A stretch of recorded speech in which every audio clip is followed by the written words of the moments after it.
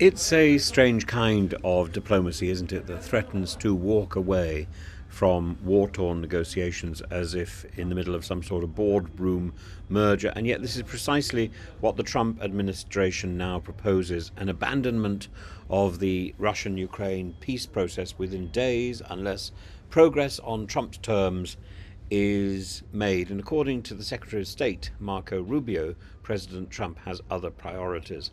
This after promising to end the war in 24 hours. What are his other priorities? I suppose messing around with tariffs. Let's be clear. This isn't statesmanship. This is strategic vandalism dressed up in the language of realpolitik. It is interference masquerading as peacemaking, and it risks not only betraying Ukraine on a big scale, but weakening global confidence in the United States' moral compass as a whole.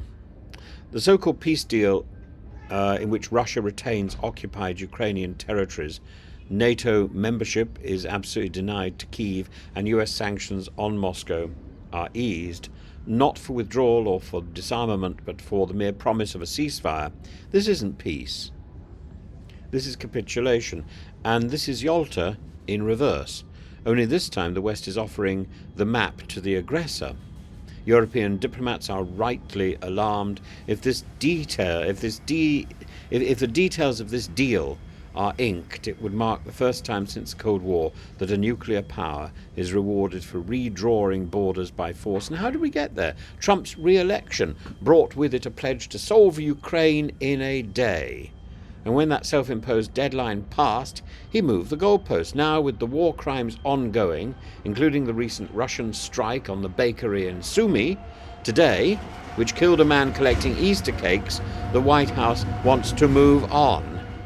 It's not difficult to understand Ukraine's hesitation. It's being asked to trade its land, its sovereignty, its future alliances for a minerals deal and an American shrug. And that minerals deal, by the way, is no trifle. It includes Ukrainian oil, gas, and critical rare earths. And the latest memorandum, signed in haste with Treasury Secretary Scott Bessent, frames the extraction pact as a form of reconstruction. One might just as well call the storming of the Bastille a renovation. And Zelensky, for all his resolve, is being cornered. The United States is his largest supplier of military aid. But under Trump, that aid has become conditional, leveraged in exchange for economic contracts and political subservience. The threat is clear: sign the deal or we walk. And meanwhile, Russia plays the long game. Dmitry Peskov, in his usual elliptical style, says that contracts are difficult, but that progress has been made. Well, progress? This is the same Kremlin that struck Kharkiv last night, killing 1, injuring 82, including 6 children. It's the same regime that demands Ukraine abandon NATO, surrender 4 regions, and limit the size of its army. That isn't negotiation, that's a ransom note.